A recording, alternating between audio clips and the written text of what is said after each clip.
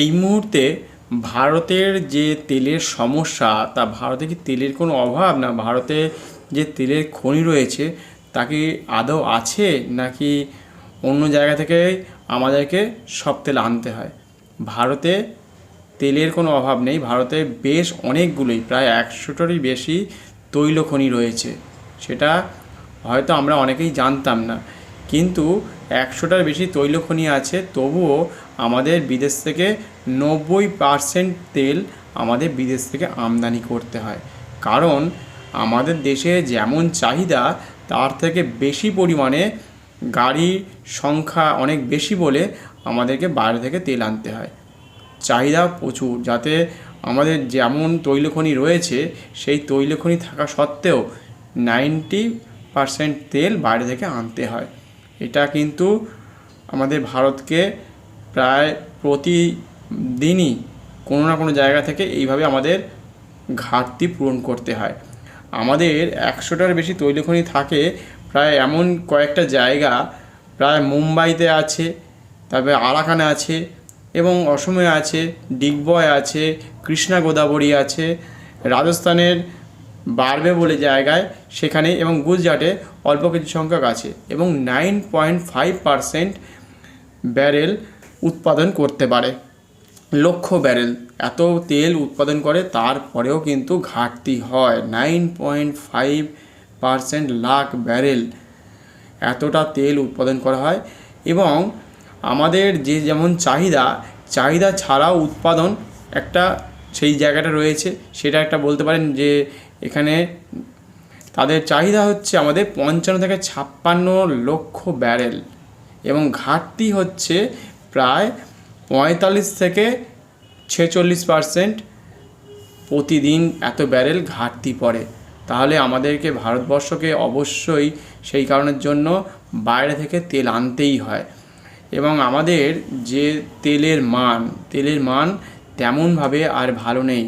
কারণ আমাদের যে তৈল খনিগুলো আছে, যেখান থেকে তেল উৎপাদন হয়, সেগুলো অনেক পুরনো হয়ে গেছে এবং অনেক প্রাচীন বলা যায়, এবং তাদের বয়স প্রায় 30 থেকে 35 বছর হয়ে গেছে।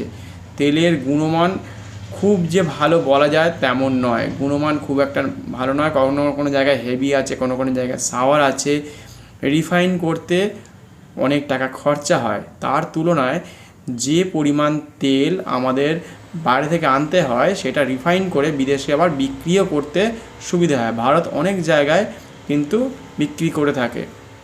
ভারত অনেক জায়গা থেকেই, ইরাক, রাশিয়া, আফ্রিকা থেকে তেল নিয়ে এসে সেগুলোকে রিফাইন করে আবার পেট্রোল ডিজেলের মাধ্যমে আবার সেগুলোকে পুনরায় বিক্রি করে আমাদের এইভাবেই চলছিল।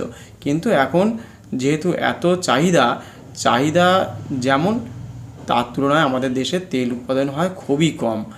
এবং প্রযুক্তি যতই লাগিয়ে দিক না কেন, সেই সমুদ্রের তলায়, বিশেষ করে সমুদ্রের তলা থেকে যে পরিমাণ তেল নিয়ে আসবে, তার সবটা কিন্তু ব্যবহার করা সম্ভব হয় না, সবটা তোলা সম্ভব নয়। এবং এমন হয় কিছু পার্সেন্ট তেল হয়তো তোলা যায়, হয়তো কোনো জায়গায় হয়তো 30 থেকে 40% তেল তোলা যায়, এবং এতটাই হেভি, তাকে রিফাইন করতেও অনেক ব্যয় সাপেক্ষ। সমুদ্রের নিচে অনেক প্রযুক্তি নামিয়ে, অনেক রকমভাবে এখনকার টেকনোলজি যদি নামানো হয়, তাতে যদি তেল সব তুলে নেওয়া হয় সব কটা যদি আমাদের ওই উৎপাদন কেন্দ্র থেকে, তাহলে ভারতে কিন্তু 2 বছরের মতো হয়তো চলবে। তাহলে এই 2 বছর যদি চালানো হয়, তাহলে কিন্তু আগামী যে নেক্সট যে বছরগুলো থাকবে, তাহলে তো আমাদের কোনো রকমভাবেই কলকারখানা, গাড়ি, আমাদের সাধারণ মানুষের যত রকম সমস্যা বলতে পারেন, ছোটো ছোটো গাড়ি বা বাড়িতে অনেক রকম উনুন, অনেক কিছু গ্যাসীয় পদার্থ সব লাগে, সেগুলো সব কিছুই কিন্তু আর চলবে না। 2 বছর পর্যন্ত ভারতের কাছে মজুদ আছে। এবার ভারত মজুদ রেখেছে প্রায় 5.3 মিলিয়ন মেট্রিক টন ভারত মজুদ রেখেছে তেল, এবং তাই দিয়ে আমাদের দেশের যে এতটা চাহিদা, সেটা পূরণ করা হয়, আবার তেল নিয়ে আসা হয়। এইভাবেই আমাদের চলে রোটেশন হিসেবে। এবং সবকটা যে উৎপাদন কেন্দ্র এতটাই পুরনো, এতটাই সমুদ্রের নিচে গভীর, সেখান থেকে তেলটা তুলে আনা খুব একটা সহজ সাপেক্ষ নয়। বলতে হয়তো যতটা সহজ লাগছে মানে ততটাই কঠিন যে মাটির তলা থেকে সমুদ্রের নিচে যে প্রযুক্তি আমাদের ব্যবহার করা হয় ভীষণই কঠিন। তার ফলে কি হয়, সেই তেল তোলা কোনো মতেই সম্ভব হয়ে ওঠে না সব সময়ের ক্ষেত্রে। এবং মজুদ আছে আংশিকভাবে বলা যায় যে ভারতের কাছে এক্ষুনি আংশিক প্রমাণিত হিসেবে 4.98 বিলিয়ন ব্যারেল চাহিদা মেটাবে 2 বছর মতো। যে ভারত যদি সব তেল তুলে নেয় সব কটা জায়গা থেকে, তা আমাদের 2 বছর মতো চলতে পারে, এটা একটা প্রমাণিত হয়েছে। আর ভারত জরুরি অবস্থায় 5.3 মিলিয়ন মেট্রিক টন তেল মজুদ রেখেছে, জরুরি অবস্থায় ব্যবহার করে। এবং ঘাটতি এতটাই যে আমাদের এই ঘাটতি পূরণ করা কোনো মতেই সম্ভব হয়ে ওঠে না। তাই আমাদেরকে প্রতি প্রতি বারেই বিদেশ থেকে আমাদের তেল আমদানি করতে। আর সবথেকে বড় কথা, দেশে যেহেতু প্রযুক্তি এতটাই পুরনো হয়ে গেছে এবং উৎপাদন ক্ষেত্র বা আমাদের এক্সপায়ারি ডেটের কাছাকাছি চলে এসছে, ওই তেল শোধনাগার যেখান থেকে উৎপাদন হয় সেগুলো যেহেতু পুরনো হয়ে গেছে, সেখানে কিন্তু তেমনভাবে ভালো গুণমানের তেল উৎপাদন করা সম্ভব হয়ে ওঠে না।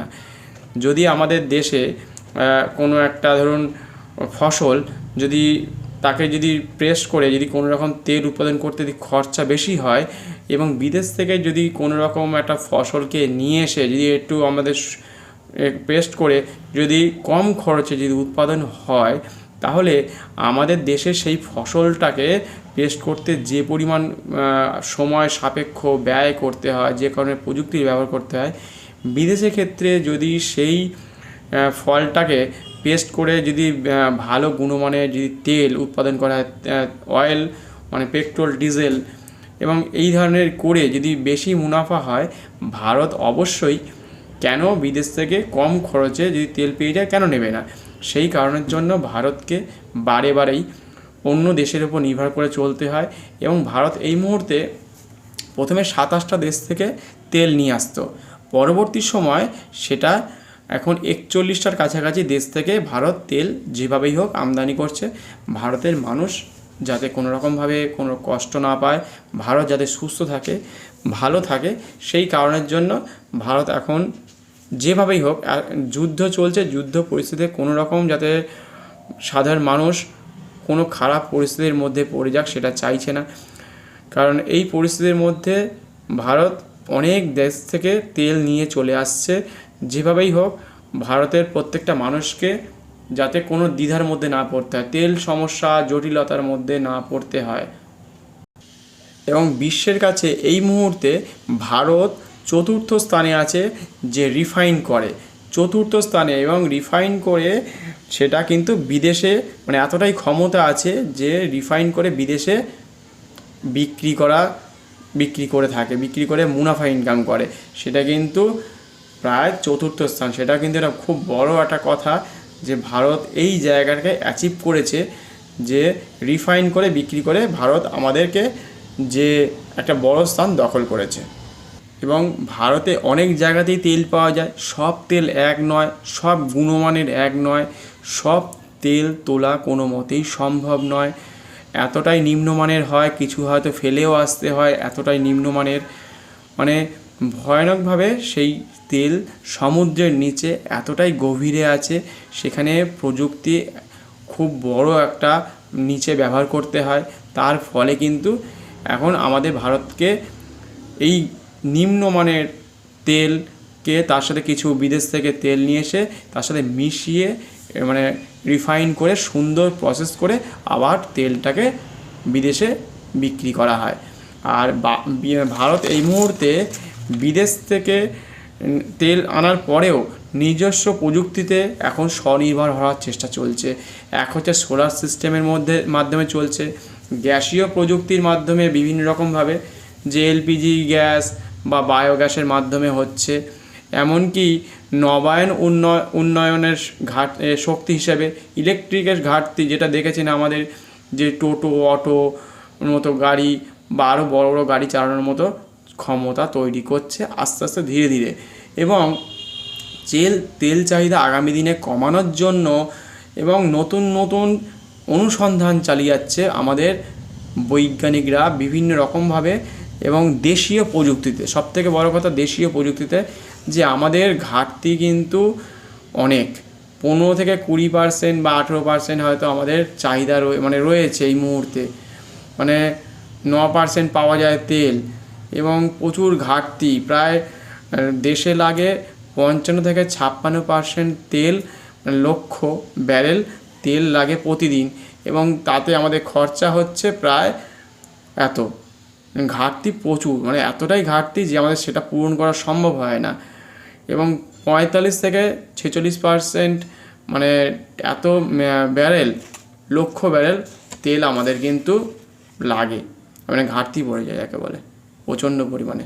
তার ফলে কিন্তু আমাদের সমস্যা হয়, আমাদের কিন্তু প্রতিদিন এই সমস্যার সম্মুখীন হতে হচ্ছে, যার ফলে আমরা প্রতিদিনই জাহাজ ভর্তি ট্যাঙ্ক কখন আসবে বা জাহাজ ভর্তি করে কখন আসবে সেটার অপেক্ষা কিন্তু আমাদের থাকতেই হচ্ছে। দেশের চাহিদা পূরণের জন্য হয়তো অনেক সময় লকডাউনের মতো ঘোষণা হয়তো অনেকে বলছে, কিন্তু হয়তো লকডাউন হবে না, কিন্তু মনে মনে অনেকে কিন্তু ভয়ও পাচ্ছে যে কোন দিকে যাবে মানুষ, কি কোন দিকে যেতে পারে, এক্ষুনি কি হয়তো তেলের জন্য কি সব কিছু জিনিসপত্রের দাম বেড়ে যাবে। এই নিয়ে কিন্তু মানুষ ভীষণই ভীতগ্রস্ত যাকে বলা যায়, ভয়ানকভাবে মানুষ কিন্তু দ্বিধাগ্রস্ত হয়ে পড়েছে বিভিন্ন সময় বিভিন্ন জায়গাতে, যে কখন কি হবে সেটা নিয়ে মানুষ ভীষণ চিন্তিত। কারণ তেলের বাজারে বড়ই মন্দা আজকাল দেখা যাচ্ছে। ভারতের তেল এত 100টার বেশি উৎপাদন কেন্দ্র রয়েছে, মুম্বাইতে রয়েছে, ডিগবয়তে রয়েছে, রাজস্থানে রয়েছে, সেই সব জায়গা থেকে তেল উৎপাদন করা সম্ভব হচ্ছে না। নিম্নমানের, এক্সপায়ারি হয়ে গেছে, অনেকটা বয়স হয়ে গেছে, 30-40 বছর মতো প্রায় বয়স হয়ে গেছে। সমুদ্রের মাটির তলায় এতটাই গভীরে আছে, সেই তেল তোলা সম্ভব হয়ে ওঠে না। ভয়ানক যদি আমাদের যদি ক্যাপাসিটি থাকে যে সব প্রযুক্তিকে যদি অ্যাপ্লাই করা হয়, তারপরে মাত্র 2 বছর চলবে আমাদের ভারতবর্ষের যে পরিকাঠামো আছে, যে কলকারখানা, গাড়ি ঘোড়া থেকে শুরু করে আরও আনুষঙ্গিক যতগুলো জিনিস আমাদের লাগে সেগুলো তাদের সব শেষ হয়ে যাবে। সেই জন্য বিদেশ থেকে আমাদের চাহিদা যেমন তার থেকে অনেক কম উৎপাদন হয়, প্রায় 9.5%, লক্ষ ব্যারেল এতটাই উৎপাদন হয়, কিন্তু চাহিদা প্রচুর। সেই কারণের জন্য আমাদের চাহিদা এত রয়েছে, সেই জন্য তেল আমাদের রয়েছে, আমরা কিন্তু সেটা ব্যবহার করেও আমাদের কিন্তু বাইরে থেকে আনতে হচ্ছে। তাহলে ভারতের তেলের কোনো অভাব নেই, কিন্তু সব জায়গায় আবার তেলও পাওয়া যায় না, আর পাওয়া গেলেও ভয়ানকভাবে খুব যে ভালো বা গুণমানের পাওয়া যায় সেটাও নয়, হেভি হয়, রিফাইন করতে হয়, অনেক টাকা খরচা হয়। সেই কারণের জন্য এই রকম পরিস্থিতির মধ্যে ভারতের প্রতিটা মানুষকে সময়ের সাথে সাথে পড়তে হয়। তাই হয়তো আগামী দিনে আমাদের কোনো রকম দ্বিধাগ্রস্তর মধ্যে পড়তে হবে না। ভারত সরকার অনেক রকমভাবে চেষ্টা করছে, যেভাবেই হোক, যে আমাদের তেলগুলোকে যাতে তেল শোধনাগার যেখানে আছে সেখানে আরও যদি কোনো রকমভাবে তেল তোলা সম্ভব হয় সেটা চেষ্টা করছে, আর নয়তো বিদেশ থেকে তেল এনে সেটাকে রিফাইন করে এবং আমাদের দেশের কাজেও লাগাবে এবং বিদেশেও বিক্রি করবে, সেটা কিন্তু প্রচেষ্টা চালিয়ে যাচ্ছে। তবে আগামী দিনে যে খুব যে ভয়ঙ্কর দিন বলবো না, হয়তো যুদ্ধ যদি আরও বাড়ে তাহলে কিন্তু আমাদেরকে হয়তো লকডাউনের মতো যদি ঘোষণা করে কখনো, যেহেতু আমরা 2020 সালে আমরা দেখে এসেছি যে এরকম একটা ভয়ানক দিক দেখে এসেছি, সেখান থেকে বলা যায় যে আমরা কিছুটা মানসিকভাবে প্রস্তুত ছিলাম। তখন একটা রোগের কারণের জন্য কিন্তু ওই লকডাউন হয়েছিল তখন, আর এখন হচ্ছে তেলের জন্য লকডাউন যদি হয় ঘোষণা করে। বলছি না যে লকডাউন হবেই, কিন্তু এটা হয়তো সরকার করবে না, কারণ মনের মধ্যে একটা সবাইকার একটা থাকে, তাই ইন্ডাকশান বা এই ধরনের কিছু উনুন বা এই ধরনের এমন গাড়ি ব্যবহার করতে হবে যেগুলো থেকে আমাদের এনার্জি, বা সোলার প্যানেল লাগাতে হয় বাড়িতে, সেগুলোকে লাগিয়ে এনার্জিকে সাপ্লাই দিয়ে আমাদেরকে কিন্তু নিজেদের প্রত্যেককে যতটা পারা যায় বাঁচার চেষ্টা করতে হবে। কারণ আগামী দিনে আমাদের এরকম আরও বড় বড় দুর্ঘটনা ঘটতে পারে। যুদ্ধ যেদিকে এগোচ্ছে থামার কোনো লক্ষণ নিচ্ছে না, সেই কারণের জন্য, আর আমাদের যেহেতু দেশে এত তেল পাওয়া যায় না, সেই কারণের জন্য আমাদেরকে প্রত্যেকে চিন্তিত থাকতে হবে বা ঠিক চিন্তার মধ্যে থাকতে হবে যে এত যখন চাহিদা তার তুলনা নেই, সেই জন্য আস্তে আস্তে কিছু খরচ কমাতে হবে, অনেক কিছু আপনাকে লেখালেখি করতে হবে যে আমি কোন কোন জায়গায় খরচ করব, দিনে কতবার বেরোবো। অনেক জায়গায় তো বাড়ি থেকে বেরোনো বন্ধ হয়ে গেছে, অফিসে হয়তো 7 দিনের জায়গায় 3 দিন 4 দিন কাজ হচ্ছে, বাড়িতে মানে ওয়ার্ক ফ্রম হোম হয়ে গেছে। দিল্লির মতো জায়গাতে হালকা শোনা যাচ্ছে, কোনো কোনো জায়গায় শ্রীলঙ্কায় শোনা গেছে, আস্তে আস্তে এরকম হতে পারে। এবং অনেক জায়গায় স্কুল কিন্তু বন্ধ রেখেছে কিছু কিছু জায়গাতে, বাড়ি থেকেই কিন্তু আবার তাদের পড়াশোনা করতে হচ্ছে। তবে এরকম দিন হয়তো আসতে পারে, তার জন্য আমাদেরকে প্রস্তুতি নিতে হবে বা মনের মধ্যে এরকম প্রস্তুতি নিতে হবে যে সব কিছু আমাদের যেন হাতের মধ্যে থাকে, খাবার দাবার থেকে চাল ডাল আটা ময়দা, আনুষঙ্গিক জিনিসপত্র। যারা গ্রামে আছে তারা তো গ্রামের কি বলবো, ওই ঘুঁটে বা এইসব কাঠ কয়লা দিয়ে চালিয়ে নেবে বা কাঠ দিয়ে পুড়িয়ে খাবার দাবার প্রস্তুত। কিন্তু বাড়ির যারা ফ্ল্যাট বাড়িতে থাকে তাদেরকে কিন্তু অনেক কিছু কিন্তু আবার কিনতে হবে। আজকে না হোক 2-1 মাসের মধ্যে, 1 মাস পরে যারা মাইনে পাবে তারা আস্তে আস্তে এই এনার্জিগুলোকে অবশ্যই কিনে রাখতে পারেন। সূর্যের থেকে কোনো রকমভাবে যদি কোনো এনার্জি পাওয়া যায় সেটাকেও আমাদের অ্যাপ্লাই করতে হবে, যেখানে রান্নার প্রসেস হতে পারে বা অন্যান্য। সঙ্গে থাকবেন, পাশে থাকবেন, চ্যানেলটিকে সাবস্ক্রাইব করে। আর প্রত্যেকে ভালো থাকবেন, সুস্থ থাকবেন। এখানেই শেষ করলাম। ধন্যবাদ, নমস্কার।